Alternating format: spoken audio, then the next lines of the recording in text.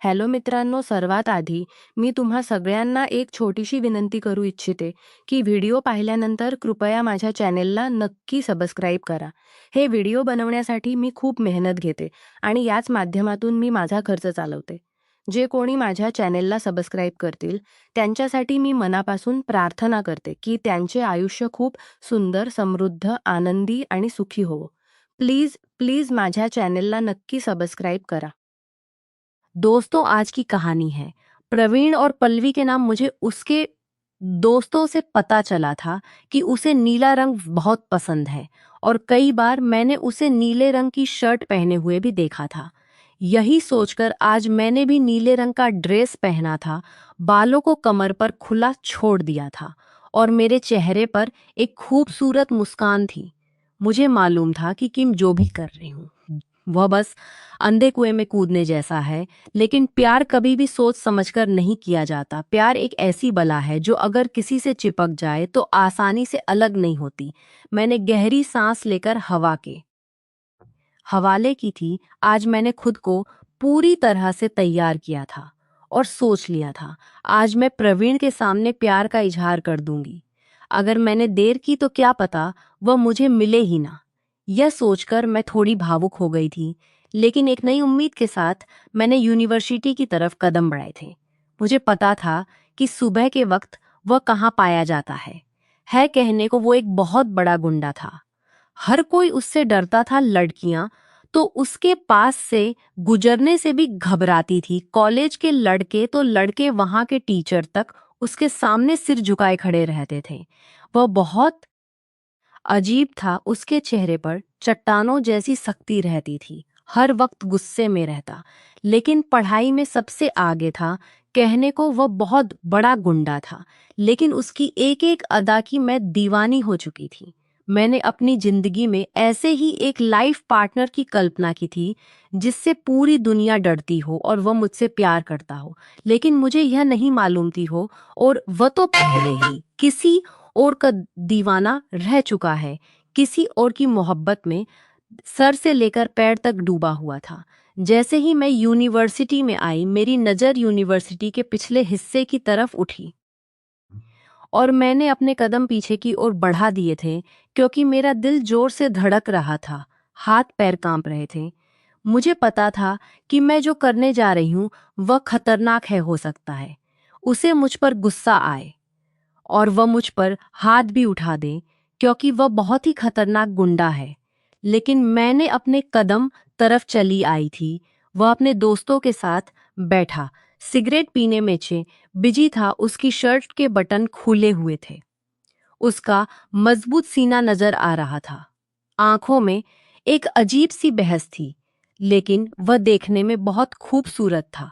अगर उसका हुलिया ठीक कर दिया जाता तो वो एक हैंडसम आदमी बन सकता था। मैंने गहरी सांस ली और डरते उसे हेलो किया। उसने मुझे सवालिया नजरों से देखा था। मेरी आंखें झुकी हुई थी। मेरे हाथ में रजिस्टर भी था और एक कंधे पर यूनिवर्सिटी का बैग भी टंगा हुआ था। वो कुछ कहता या सुनता, इससे पहले ही मैंने अपने रजिस्टर में छुपाए हुए उस गुलाब के फूल को बाहर निकाल लिया जो मैं उसे देने के लिए लेकर आई थी। उसकी आंखें उस फूल को देखकर बड़ी बड़ी हो गई थी। उसके साथी एकदम पीछे हो गए थे और हम दोनों को देखने लगे।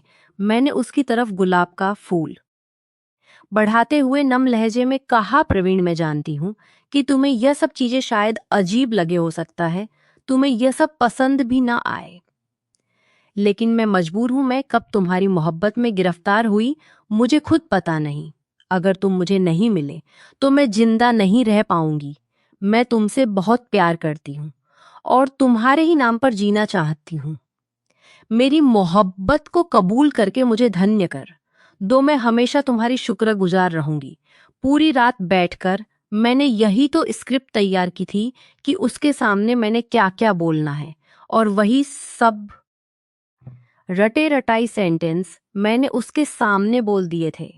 हालांकि कुछ जरूरी सेंटेंस दिमाग से निकल भी चुके थे, जिन्हें याद करने की मैंने हर मुमकिन कोशिश की, लेकिन याद ही नहीं आए तो सर झटक दिया और दिल ही दिल में भगवान से प्रार्थना करने लगी कि वो मेरी मोहब्बत को स्वीकार कर ले, जबकि वो मुझे गुस्से भरी नजरों से देख रहा था। मैंने बस एक बार उसके चेहरे को देखा था और फिर अपनी आंखें कस के बंद कर ली थी। मुझे पता था कि अब तो मेरी खैर नहीं। मैंने उसके गुस्से के लिए खुद को तैयार कर लिया था। हम दोनों के बीच कुछ पल खामोशी रही और इस खामोशी को उसके एक साथी ने तोड़ा था, जो कहने लगा, भाई कोई आ रहा है, क्या करना चाहिए? बोलो। ये सुनकर वो अपनी जगह से अपनी शर्ट झाड़ते हुए खड़ा हो गया और मुझे देखते हुए बहुत ही सर्द लहजे में बोला, लड़कियां इस तरह मर्दों के सामने आकर इजहार मोहब्बत नहीं करती, और जो करती हैं वे अच्छे घरों की औरतें नहीं होती। यह कहकर वो वहां रुका नहीं, बल्कि अपने साथियों के साथ वहीं मुझे अकेला छोड़कर चला गया। मुझे लगा था कि वो मेरा गुलाब स्वीकार करेगा, मेरी खूबसूरती का दीवाना हो जाएगा, मुझसे प्यार करने लगेगा, और अगर ऐसा ना भी करें तो मुझे समझाएगा, मुझे प्यार करने से रोकेगा, तो मैं उसे मना लूंगी, उसे अपनी मोहब्बत का यकीन दिलाकर उसे राजी कर लूंगी। लेकिन उसने तो मुझे जलील कर दिया था। उसका कहना था कि प्यार करने वाली लड़कियां अच्छी नहीं होती, और यह कहाँ का इंसाफ था लड़कों के साथ मोहब्बत करने का। हम लड़कियों को क्या कोई हक नहीं? हम लड़कियों को क्या कोई हक नहीं? क्या हमारी कोई फीलिंगलेस सातवें आसमान पर पहुंच चुका था?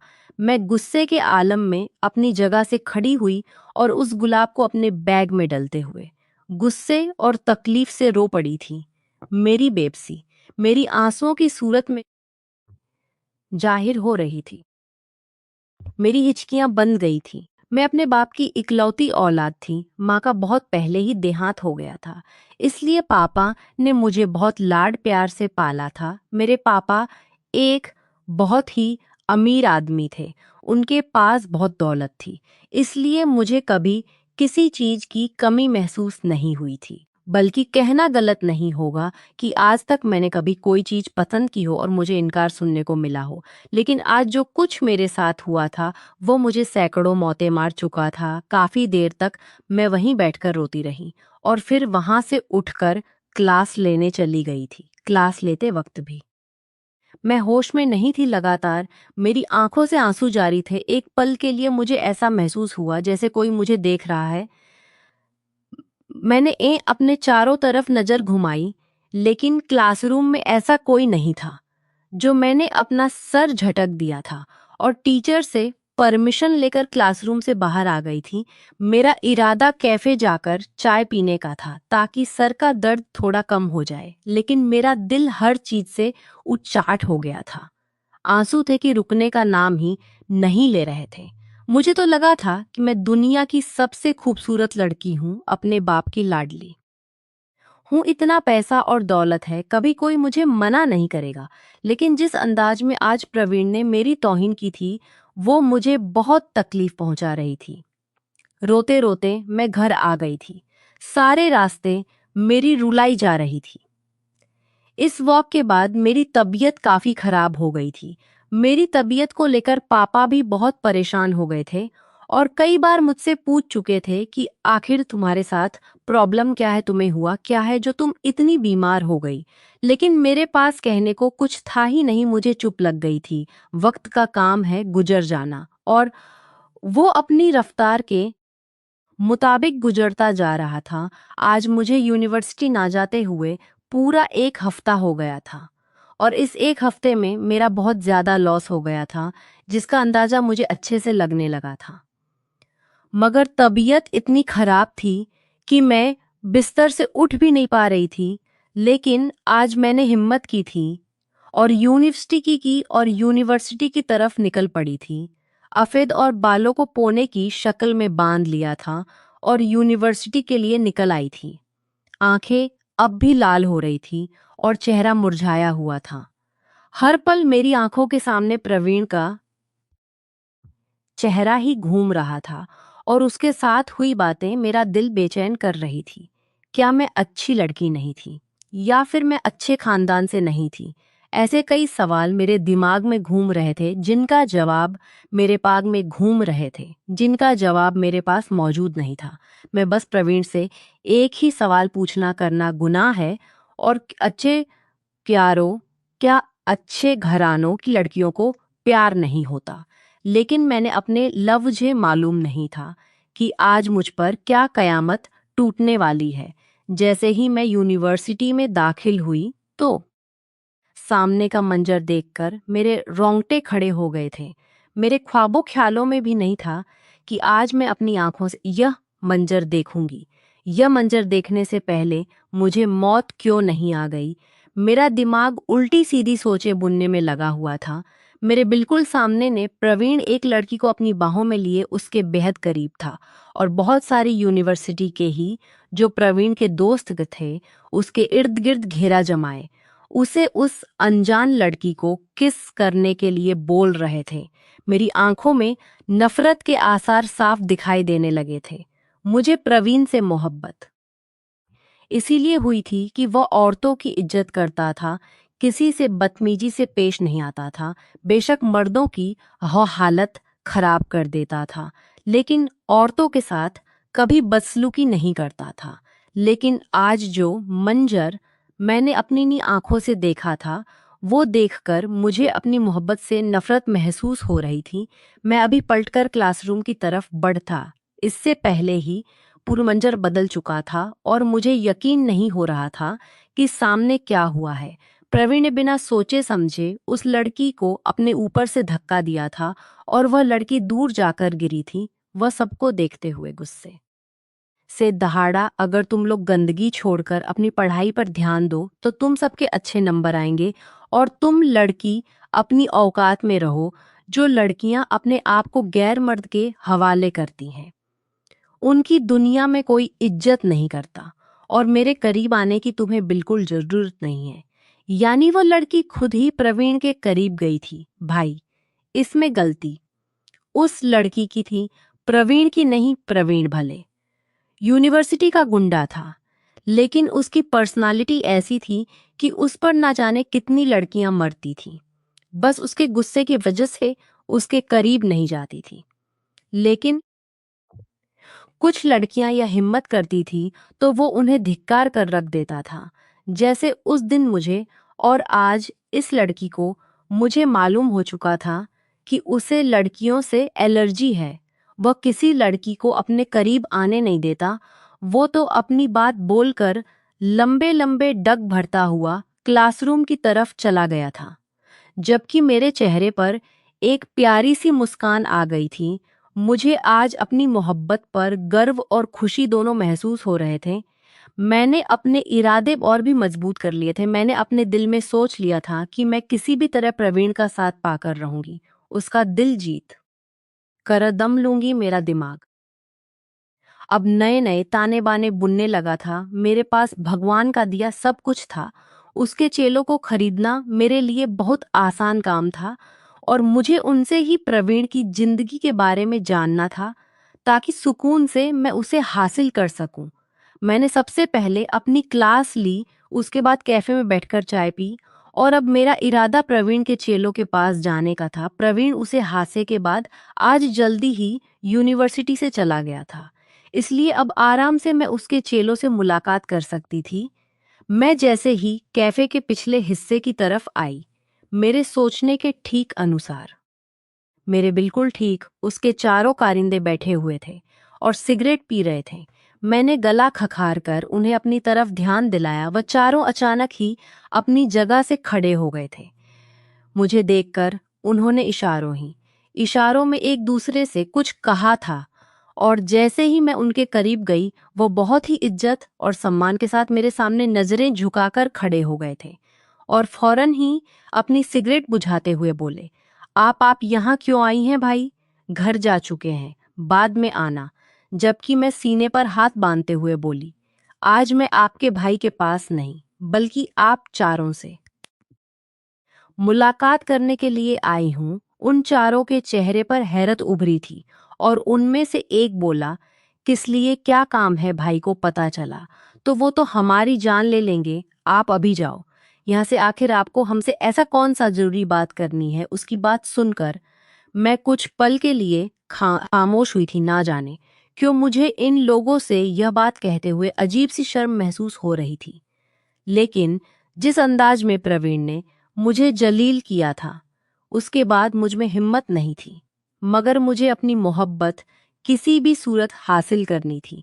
मैंने गहरी सांस हवा के हवाले की और उसके कारद की तरफ देखती हुए बोली, देखो, यह तो तुम्हें मालूम ही हो गया कि मुझे प्रवीण से इश्क हो चुका है और मैं अपने कदम पीछे करने वाली, चाहे जो कुछ भी हो जाए, समझ रहे हो ना तुम लोग। जबकि वो लोग एकदम से सट हटा आ गए थे। कहने लगी, जी जी, वो तो हमें पता है, आप प्रवीण भाई से मोहब्बत करती हैं, लेकिन वो आपसे मोहब्बत नहीं करते। आप उन पर अपना टाइम बर्बाद कर रही हैं। उनका दिल पत्थर है, उसमें कोई धड़कन नहीं बसती। प्लीज आप उनके रास्ते से हट जाएं। मैंने गुस्से से उन्हें लताड़ कर कहा, मुझे तुम्हारे राय की जरूरत नहीं है। बस मुझे आपके भाई के बारे में कुछ मालूमात हासिल करनी है। अगर आप लोग मुझे उनके बारे में कुछ बातें बता देंगे तो मैं हमेशा आपकी शुक्रगुजार रहूंगी और मैं कुछ भी मुफ्त में नहीं पूछूंगी। इसके बदले मैं आपको पैसे दूंगी। जबकि वह चारों एकदम ही नाराज हो गए थे और मुझे देखते हुए कहने लगे, हम बिकाऊ नहीं हैं। हमारे लिए हमारा भाई बहुत अहमियत रखता है। हम बताने के लिए तैयार हैं।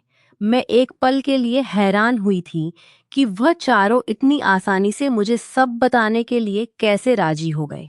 मगर मैंने ज्यादा दिमाग पर जोर डालना जरूरी नहीं समझा और अपने कुछ सवाल उनसे पूछने लगी कि प्रवीण को किस तरह की लड़कियां पसंद है, वह क्या क्या खाना पसंद करता है, उसकी जिंदगी में क्या चल रहा है और वह लड़कियों से एलर्जिक क्यों है। और मेरे पूछने पर उन्होंने सभी सवालों के जवाब दे दिए थे, लेकिन मेरे आखिरी सवाल को वह लोग गोलमोल कर गए थे और यही चीज मुझे अजीब महसूस हुई थी। मैं एक बार फिर बोली, बताओ, मैं कुछ नहीं कहूंगी, जो भी बात है मुझे बताओ तो सही। कुछ देर के लिए वह चारों खामोश हुए और एक दूसरे की शक्ल देखते हुए बोले, देखो, अगर आपके भाई से सेटिंग हो जाती है तो भाई को पता नहीं चलना चाहिए कि हमने आपसे कुछ कहा है। मैंने फौरन वादा करते हुए कहा, यकीन मानो मैं कुछ भी नहीं बताऊंगी। मैं उनको इस बात की भनक भी नहीं लगने दूंगी कि मैंने कभी तुम लोगों से मुलाकात भी की थी। प्लीज मुझे बताओ तो सही, आखिर वजह क्या है। और फिर जो बातें उन लोगों ने बताई थी वह सुनकर मुझे ऐसा महसूस हुआ जैसे मेरे कदमों तले से जमीन निकल गई हो। मेरे होश उड़ गए थे। मुझे यकीन नहीं आ रहा था कि मेरी मोहब्बत पहले ही किसी और से मोहब्बत कर चुकी है। उन लोगों का कहना था कि प्रवीण किसी लड़की से बेइंतहा मोहब्बत करता था और उसके इश्क में पागल हो चुका था, मगर उस लड़की ने आखिरी मौके पर उसको धोखा दे दिया था। वह प्रवीण के साथ खेल रही थी, वह किसी और से मोहब्बत करती थी। प्रवीण का पैसा खाने के लिए वो उनके साथ थी, जबकि प्रवीण उस लड़की से सच्चे दिल से मोहब्बत करता था और उसके साथ अपनी पूरी जिंदगी बिताना चाहता था। और जब उस लड़की ने प्रवीण को धोखा दिया था तो प्रवीण एकदम दीवाना सा हो गया था। ना जाने कि इतने दिनों तक वह अस्पताल में भर्ती रहा था। उसे जिंदगी से नफरत हो गई थी, वह मरना चाहता था, लेकिन उसके दोस्तों ने ही उसे समझाया कि वह लड़की बेवफा थी और उस बेवफा की खातिर अपने आप को तकलीफ मत पहुंचाओ। तब से ही इसको और औरतों से सख्त नफरत है और वह किसी को भी अपने करीब आने नहीं देता। और उसे लड़की से धोखा मिलने के बाद ही प्रवीण के अंदर इतना गुस्सा, नफरत भर गई थी कि वह पत्थर दिल बन चुका था। हर किसी से गुस्से से बात करता, हर किसी को अपने गुस्से का निशाना बनाकर उसकी पिटाई कर देता। धीरे धीरे प्रवीण पूरे कॉलेज में गुंडा मशहूर हो चुका था। कुछ पल के लिए मैं बिल्कुल सन होकर खड़ी हो गई थी। मेरी आंखों में आंसू आ गए थे। यह ख्याल ही मेरी रूह को खींचने के लिए काफी था कि मैं जिस शख्स से मोहब्बत करती हूँ वो पहले ही किसी का दीवाना है। काफी देर तक मैं उन लोगों की बातें सुनती रही। वो लोग मुझे प्रवीण की और भी अच्छाई और बुराई दोनों बता रहे थे। कई बार तो मैं चौंक भी गई थी कि लोग मुझे प्रवीण के बारे में इतनी आसानी से क्यों बता रहे थे, लेकिन मैंने कुछ भी कहना सही नहीं समझा था। मेरी उन लोगों से लगभग आधे घंटे की मुलाकात हुई थी और फिर मैं सीधा अपने घर आ गई थी। घर आने के बाद नौकरों ने खाना लगाने के बारे में पूछा था, मगर मैंने बिना कुछ भी बोले अपने कमरे में आकर दरवाजे से ही लगकर बैठ गई थी। मेरी आंखों से आंसू लगातार बह रहे थे। मेरी हालत ऐसी थी जैसे मेरे बदन में खून ना हो। काफी देर रोने के बाद मेरा दिल कुछ हल्का हुआ तो मैं कमरे से बाहर आई थी। लेकिन सामने का मंजर देखकर एक पल के लिए मैं हैरान हो गई थी। मेरे पापा कुछ लोगों के साथ बस बैठे बातें कर रहे थे और उन लोगों की बात का टॉपिक सिर्फ और सिर्फ मैं थी। मैं भी उनके करीब चली आई और हाय हेलो करके पापा के पास ही खड़ी हो गई थी, जबकि पापा एकदम ही अपनी जगह से खड़े हुए मेरा परिचय सामने बैठे उस आदमी से करवाने लगे थे। एक पल के लिए मैं हैरान हुई थी, लेकिन धीरे धीरे मुझे सारी कहानी समझ आने लगी थी। मैं उठकर अपने कमरे में आना चाहती थी, क्योंकि मेरे पापा मेरा रिश्ता उस आदमी से कर रहे थे, लेकिन उन्होंने मुझे आने नहीं दिया, बल्कि मेरा हाथ पकड़कर मुझे अपने बराबर में ही बिठा लिया था। वह लोग काफी देर तक हमारे घर बैठे रहे और मैं गुस्से से अंदर ही अंदर खोलती रही। एक अच्छी मुलाकात के बाद वह लोग हमारे घर से चले गए थे। उन लोगों के जाते ही मैं गुस्से से भड़क उठी थी। मैंने कहा, पापा, यह क्या तरीका है? अगर आपने किसी को मेरे रिश्ते के लिए बुलाया था तो आप कम से कम मुझसे इसका जिक्र तो कर दे। यह क्या तरीका हुआ कि कोई भी मुंह उठाकर हमारे घर आ जाएगा और मेरे रिश्ते की बात करेगा? मैं इस रिश्ते के लिए बिल्कुल भी राजी नहीं हूँ। मैं अपनी पसंद से शादी करूंगी। मेरे यह कहते ही उनका हाथ उठा था और मेरे नाजुक गाल पर अपनी उंगलियों की छाप छोड़ गया था। वो मुझे देखते हुए गुस्से से गरजे थे। वल्लभ, तुम्हारी पसंद का मुझे पता हो चुका है। जो तुमने हरकत की है ना, वो मैं देख चुका हूँ। जब जबक मेरी आंखों में आंसू आ गए थे। मेरे बाप ने आज तक मुझे कभी फूल से भी नहीं मारा था और आज वो मेरे मुंह पर हाथ उठा चुके थे। वो मुझे देखते हुए गुस्से से बोले, आज से तुम्हारा यूनिवर्सिटी जाना बंद है। जो तुम उस गुंडे से इश्क लड़ाती फिर रही हो ना, मुझे सब मालूम है। तुम क्या समझती हो कि मैंने तुम्हें आजाद छोड़ा हुआ है? तुम जब घर से बाहर निकलती हो तो तेरी निगाहें तुम्हारी जासूसी कर रही होती हैं और उन्होंने ही मुझ तक एक वीडियो पहुंचाई है। ये कहते ही उन्होंने मेरे सामने एक वीडियो प्ले की थी, जिसे देखकर मुझे अपने रोंगटे खड़े होते महसूस हुए थे, क्योंकि उस वीडियो में मैं प्रवीण के सामने हाथों में फूल लिए खड़ी उससे इजहार मोहब्बत कर रही थी। मुझे पापा से एक पल को डर महसूस होने लगा था, लेकिन फिर भी मैंने हिम्मत करके पापा से कहा, पापा, वो बहुत अच्छा है। मैं उसे बहुत प्यार करती हूँ। अगर वो मुझे नहीं मिला तो मैं मर जाऊंगी। वह सिर्फ नाम का गुंडा है, लेकिन वह दिल का बहुत अच्छा है। वो लोगों की मदद करता है। पापा कहने लगे, लेकिन है तो एक गुंडा ही ना।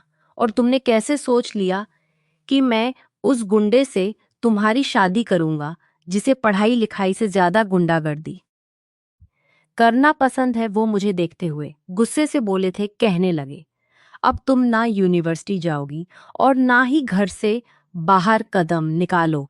तुमने मेरी इज्जत की अर्थी निकालने में कोई कसर नहीं छोड़ी है और मुझे तुम पर अब बिल्कुल भी यकीन नहीं है। तुम कुछ भी कर सकती हो। जबकि मैं पापा को यकीन दिलाना चाहती थी, उन्हें अपनी मोहब्बत के बारे में बताना चाहती थी कि मैं प्रवीण को कितना चाहती हूँ, लेकिन उन्होंने मेरी एक भी फरियाद नहीं सुनी और मुझे घर में छोड़कर चले गए। उन्होंने गार्ड्स और नौकरों पर सख्ती कर दी थी कि मैं किसी भी सूरत घर से बाहर ना निकल पाऊं। मेरी जान पर बनाई थी और मैं किसी भी तरह प्रवीण से संपर्क करना चाहती थी। उसे अपनी मोहब्बत का यकीन दिलाना चाहती थी। उसके जख्मी दिल पर अपनी मोहब्बत का मरहम रखना चाहती थी। उसे एक बार बात करना चाहती थी, ताकि उसे बता सकूं कि मेरे पापा मेरे साथ क्या करने वाले हैं। लेकिन अचानक ही मुझे मेरी हकीकत याद आ गई थी और मैं एक कड़वाहट से मुस्कुरा दी थी। उसने तो साफ कह दिया था कि मैं उसकी नज़र में एक अच्छी लड़की नहीं हूँ, तो फिर उससे संपर्क करने का क्या मतलब था। मैंने अपना सिर झटक दिया था और चुपचाप एक तरफ बैठकर आंसू बहाने लगी थी। दिन अपनी रफ्तार से गुजर गया, लेकिन रात बिताना मेरे लिए बहुत मुश्किल हो गया था। पापा ने तो मुझसे मेरा मोबाइल भी छीन लिया था। उन्हें खबर कैसे हुई थी, मुझे समझ नहीं आ रहा था। मैं रोते रोते गहरी नींद में चली गई थी और लगभग रात के दूसरे पहर मुझे अपने आसपास बहुत शोर महसूस हुआ था। और धीरे धीरे जब मेरा दिमाग जागा तो वह शोर किसी और चीज का नहीं बल्कि गोलियों का था। मेरी आंखें झट से खुल गई थी। मैं कमरे से बाहर आई तो मेरे पापा खौफ के मारे मेरे कमरे के पास ही खड़े थे। मैं फौरन बोली, पापा यह सब क्या हो रहा है? क्योंकि गोलियों की आवाज हमारे गार्डन से आ रही थी। उन्होंने मुझे अपने सीने से लगाते हुए कहा, पल्लवी तुम्हें डरने की जरूरत नहीं है, मैं हूं ना तुम्हारे पास। जबकि उनकी हालत तो खुद खराब हो रही थी। अचानक हमारा मेन दरवाजा तोड़ दिया गया था और अंदर आने वाले इंसान को देखकर एक पल के लिए खुशी के मारे मैं खिल उठी थी, क्योंकि सामने प्रवीण अपने हाथ में बंदूक थामे खड़ा था और उसके कई लोग भी उसके पीछे बंदूक पकड़े खड़े थे। मैं तो हैरान रह गई थी। मेरे लिए यह मंजर काफी डरावना भी था, क्योंकि अब वह सीढ़ियां चढ़ता हुआ ऊपर आया था और मुझे पापा के बाजू से छीनकर अपने साथ लगाया। पापा की तरफ देखते हुए बोला, खन्ना साहब यह अब आपकी नहीं है, यह मेरी है और मैं अभी आपके सामने ही इसे अपने नाम करूंगा जो आप कर रहे हैं। न सब खबरें मुझ तक पहुंच चुकी हैं और इसका भी जल्दी ही बंदोबस्त करूंगा।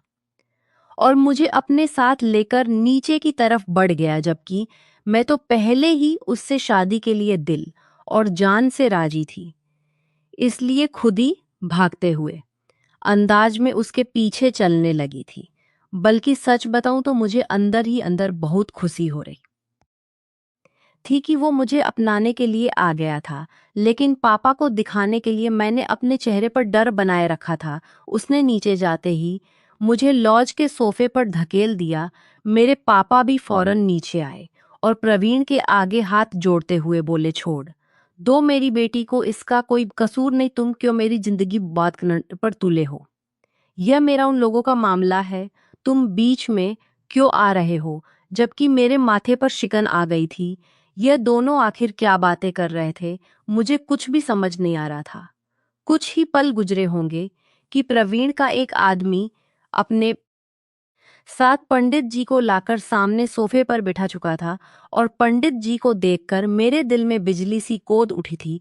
क्या वो अभी मुझसे शादी करने वाला था? मेरा दिल जी ये तो बेतहाशा धड़कने लगा था। वह पंडित जी से बोला, इस लड़की से मुझे अभी के अभी शादी करनी है, जल्द से जल्द आप तैयारी करें। पंडित जी हम सब पर नजर डालकर डरे सहमे लहजे में बोले, लेकिन जबरदस्ती की शादी करना सही नहीं है। ये कहते ही उन्होंने मेरी ओर देखा था और अचानक ही प्रवीण मेरे बराबर में आकर बैठ गया। तो हाँ पल्लवी जी, आप इस शादी के लिए तैयार हैं या फिर मैं अपने लोगों को लेकर चला जाऊं ताकि आपके पापा अपने पसंद किए हुए लड़के से आपकी शादी कर दें? जबकि मैं जल्दी से बोल पड़ी, नहीं नहीं पंडित जी, मैं राजी हूँ, बल्कि मैं तो खुशी खुशी राजी हूँ, मैंने मुस्कुराते हुए कहा। जबकि मेरे पापा मुझे गुस्से भरी नजरों से घूर रहे थे। ना जाने क्यों मुझे अब कुछ गलत होता महसूस हो रहा था। लेकिन मैंने प्रवीण के साथ शादी कर ली। मैं अपनी शादी बहुत धूमधाम से करना चाहती थी, लेकिन वह शादी होते ही खड़ा हो गया और साथ में मुझे भी खड़ा कर चुका था। मैं तो समझी थी कि वह अभी शादी करके चला जाएगा, लेकिन उसने मेरा हाथ थामकर मुझे अपने साथ ही ले जाने लगा। पापा जी करर बोले थे, मेरी बेटी को छोड़ दो, मैं तुम्हें कुछ नहीं कहूंगा और ना ही अब कोई गलत काम करूंगा। जबकि मैंने बेखुदी में मुड़कर अपने पापा की ओर देखा कि वो ना जाने क्या कहना चाहते हैं, लेकिन प्रवीण ने सिर नाम में हिलाया और मुझे अपने साथ ही गाड़ी में बिठाकर अपने घर की ओर ले जाने लगा। गाड़ी में बैठते ही मैं प्रवीण की तरफ मुड़ी थी और उसके गले लगते हुए खुशी से चहकती हुए बोली, मुझे तो यकीन ही नहीं आ रहा कि आप मुझे मिल चुके हैं। यह कैसे हो गया? आपने तो कहा था कि मैं अच्छी लड़की नहीं हूं। तो फिर जबकि अचानक ही उसके चेहरे पर चट्टानों जैसी सख्ती आ चुकी थी, उसने मुझे खुद से दूर धक्का दिया और मुझे गुस्से से देखते हुए बोला, मुझे ज्यादा बकबक सुनना पसंद नहीं है और ना ही ज्यादा बोलना, इसीलिए चुप रहो और जबरदस्ती मुझसे चिपकने की कोशिश मत करो। दूर होकर बैठो। उसकी डांट पर दिल बुरी तरह से धड़क रहा था। उसकी दहाड़ से तो मेरा रोम रोम कांप उठा था। मैंने नाराजगी से मुंह फेर लिया था। हम थोड़ी ही देर के बाद उसके घर पहुंच गए थे। उसका बंगला बहुत खूबसूरत था। वह मेरा हाथ हक से थामकर अंदर दाखिल हुआ था। शायद वह यहाँ अकेला ही रहता था, क्योंकि सिवाय नौकरों के घर में कोई भी नहीं था। उसके नौकरों ने ही मेरा स्वागत किया था। जबकि वह गुस्से से सबकी ओर देखते हुए बोला, इन सब चीजों की जरूरत नहीं है, क्योंकि वैसे भी ये बस कुछ ही समय की मेहमान है। कुछ दिन बाद ये यहाँ से चली जाएगी। वह ये बोलकर अपने कमरे की तरफ चला गया था, जबकि मैं वहां बिल्कुल अकेली खड़ी रह गई थी। यह क्या हुआ था? वह मुझे अपनी पत्नी बनाकर लाया था, तो फिर मैं कुछ समय के बाद यहाँ से कैसे चली जाती? मुझे अब उसकी बात सुनकर गुस्सा आया था। वो होता कौन है मुझे यहाँ से निकालने वाला? मुझसे यह बात कहने वाला मुझे हाथ लगाकर तो दिखाए। मैं उसके हाथ तोड़ दूंगी। अब मैं उसकी पत्नी बन चुकी थी। मुझे इस घर से कोई भी निकाल नहीं सकता। मेरी नज़र बेखुदी में उन चारों लड़कों पर गई थी, जिनसे मैंने प्रवीण के बारे में मालूमात हासिल की थी। मैं फौरन ही उनकी ओर मुड़ी और उनसे पूछने लगी, यह सब क्या माजरा है? प्रवीण हमारे घर क्यों आया था और पापा से वो क्या कह रहा था और अभी ये क्या बोलकर गया है? मुझे कुछ भी समझ नहीं आया। और फिर जो बातें उन्होंने मुझे बताई थी, एक पल के लिए मेरा दिल प्रवीण से खराब हो गया था।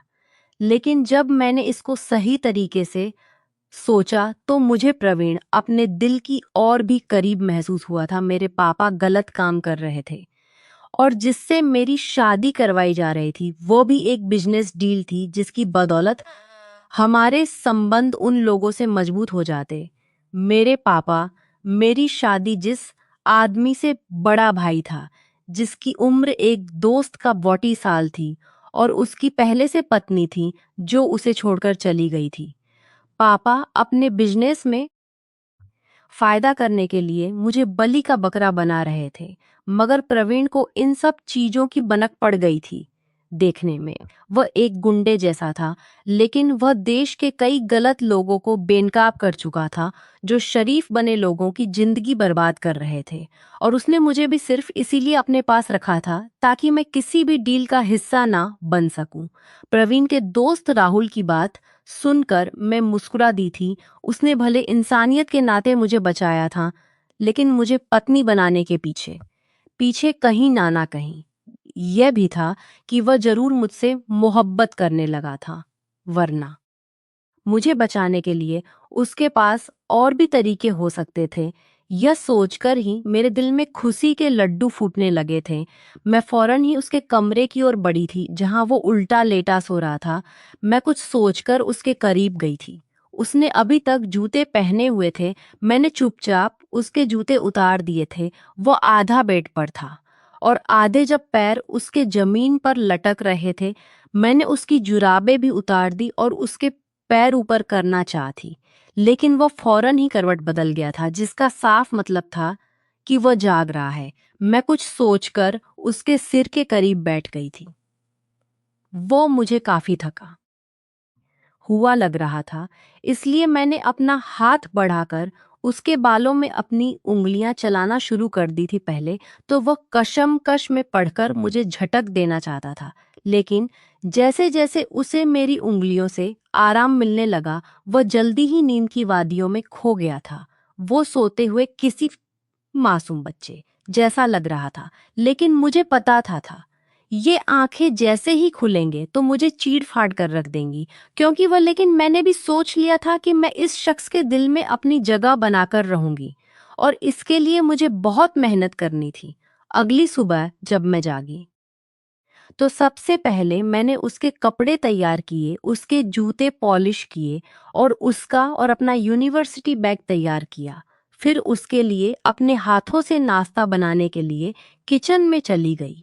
काफ़ी मेहनत के बाद मैंने एक अच्छा नाश्ते का इंतजाम कर लिया था और नौकरों की मदद से मेज भी सजा जा दी। मैं काफ़ी देर तक उसका इंतज़ार करती रही। थोड़ी देर बाद ही वो नहा धोकर फ्रेश होकर नीचे आया था, तो मैं उसके इंतज़ार में ही बैठी थी। उसने सिर्फ एक नज़र मुझ पर डाली और घर से बाहर निकलता चला गया। मैं भागकर दरवाजे तक आई, लेकिन उसने मुड़कर मुझे देखना गवारा भी नहीं किया। मेरी आंखों में आंसू आ गए थे।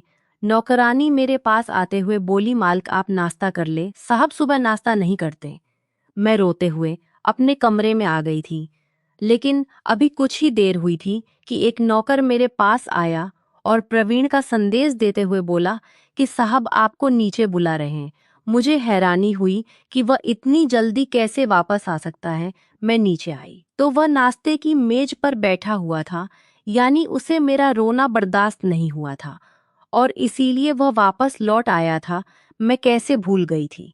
यह प्रवीण का घर था और यहाँ पर कैमरे होना तो जरूरी था और खासकर उसके कमरे में वह फौरन ही मुझे देखते हुए जल्दी से बोला, मेरे पास ज्यादा वक्त नहीं है, जल्दी आकर खाना खा लो। मैं जल्दी से उसके सामने वाली कुर्सी पर बैठ गई थी और बहुत ही खुशी खुशी उसकी प्लेट में नाश्ता सर्व करने लगी थी और अपनी प्लेट में भी डालकर खुद भी खाने लगी थी। मुझे सच में बहुत खुशी हो रही थी कि उसने मेरी बात मानी थी और मेरे साथ नाश्ता कर रहा था। वक्त धीरे धीरे गुजरने लगा। मैं धीरे धीरे करके उसके दिल में अपने लिए जगह बनाने लगी और वह हमेशा मुझे झटक देता था, रात को भी मेरे करीब नहीं आता। मैं बेड पर सोती तो वो सोफे पर जाकर सो जाता। मैं सोफे पर उसके करीब आती तो वो बेड पर जाकर सो जाता। मैं उसे अपने प्यार का एहसास दिलाती तो वो मुझे झटक कर कहता कि तुम सब लड़कियां एक जैसी होती हो, मक्कार झूठी धोखेबाज फरेबी। उसकी आंखों में उसकी पुरानी मोहब्बत के जख्म उभरने लगते और उसकी आंखें लाल होने लगती। मैं कहती, प्रवीण, हर लड़की एक जैसी नहीं होती। वो लड़की तुम्हारे लायक थी ही नहीं, इसीलिए भगवान ने उसे तुम्हारी जिंदगी से निकाल दिया। उसे भूल जाओ। मैं तुम्हें इतनी मोहब्बत दूंगी कि तुम अपने सारे पुराने गम भूल जाओगे। आगे से वह कुछ भी नहीं कहता और बाहर चला जाता। मैं बस उसकी पीठ देखती रह जाती, लेकिन मैंने हिम्मत नहीं हारी थी। मैं हर वक्त उसे मनाने की कोशिश में लगी रहती थी, लेकिन कहते हैं ना, जब आपके जज्बात सच्चे हो तो कोई भी शख्स आपको जुदा नहीं कर सकता। और ऐसा ही हुआ और मेरे सुध पदचोद को पिघला दिया था। अब वह भी मुझ में दिलचत्थर को लेने लगा था। मेरा रोना, मेरा दुखी होना उसे बिल्कुल पसंद नहीं था और कहें कि अग्नि के समक्ष लिए गए 7 फेरों में बहुत ताकत होती है। कुछ ही महीनों बाद मैंने अपने पति की मोहब्बत हासिल कर ली थी। उस दिन प्रवीण का बर्थडे था और मैंने सरप्राइज रखा था। जैसे ही वह रात को घर आया था, मैंने और उसके दोस्तों ने मिलकर उसे एक सरप्राइज पार्टी दी थी। लेकिन प्रवीण गुस्से से आग बबूला हो गया। उसने केक उठाकर जमीन पर फेंक दिया था। उसकी इस हरकत पर मेरा दिल टूट गया था। मैंने कितने प्यार से उसकी उसे यह सब कुछ अरेंज किया था और उसने सब कुछ खराब कर दिया था। मैं रोती हुई कमरे में भाग गई थी। पूरी रात रोती रही। प्रवीण भी कमरे में नहीं आया था। सुबह भी मैं कमरे से बाहर नहीं निकली थी। सुबह से दोपहर और दोपहर से शाम हो गई थी और मैं कमरे से बाहर नहीं आई थी। थक हार कर अपने में आया था। उसके हाथों में खाने की प्लेट थी। उसे देखते ही मैंने अपना मुंह फेर लिया था। वो मेरे करीब होकर बैठ गया और मुझे उठाकर बिठाया था। उसकी नजरें झुकी हुई थी, जैसे उसे अब अपनी गलती का एहसास हो चुका था। कहने लगा, पल्लवी माफ कर दो। जब से नैना ने मुझे धोखा दिया है, मैं किसी भी लड़की पर भरोसा करना नहीं चाहता और इसलिए मैं तुम्हें भी खुद के करीब आने देना नहीं चाहता। लेकिन धीरे धीरे कब तुम मेरे दिल में बस गई मुझे पता ही नहीं चला। तुम रोती हो तो मेरे दिल को बहुत तकलीफ होती है, प्लीज मत रोया करो। यह कहते कहते उसने मेरी आंखों में आए आंसू साफ कर दिए थे। उसके इतने से प्यार पर ही मैं फब पड़ी थी और रोते हुए उसके सीने से जा लगी। इस अचानक हमले के लिए वो तैयार नहीं था। वो एकदम से मेरी इतनी करीबी संगत पर हड़बड़ा गया था, लेकिन फिर अगले ही पल उसने मुझे अपनी आगोश में समा लिया था। मेरे माथे को चूम कर अपने प्यार की पहली मोहर लगाई थी और फिर हमारी मोहब प्यार की मिलन हुआ था। प्रवीण की मजबूत बाहों में समाकर मैं दुनिया जहान के गम भूल चुकी थी और उसने भी मेरे ऊपर इतनी चाहतें लुटाई थी कि अब उसके सिवा मुझे किसी की चाह नहीं रही थी। हमारी शादी को आज 8 महीने हो गए हैं और प्रवीण की मोहब्बत पाकर मैं बेहद खुश हूँ। अभी भी मैं उसकी ही आगोश में सुकून की नींद सो रही थी और दिल ही दिल में भगवान का धन्यवाद कर रही थी कि दोस्तों आज की हमारी कहानी थी प्रवीण और पल्लवी के नाम आपको कैसी लगी जरूर बताना। पसंद आई हो तो प्लीज़ लाइक करना। रोज एक नई कहानी सुनने के लिए हमारे चैनल को भी सब्सक्राइब करना अपने नाम की कहानी लिखवाने के लिए।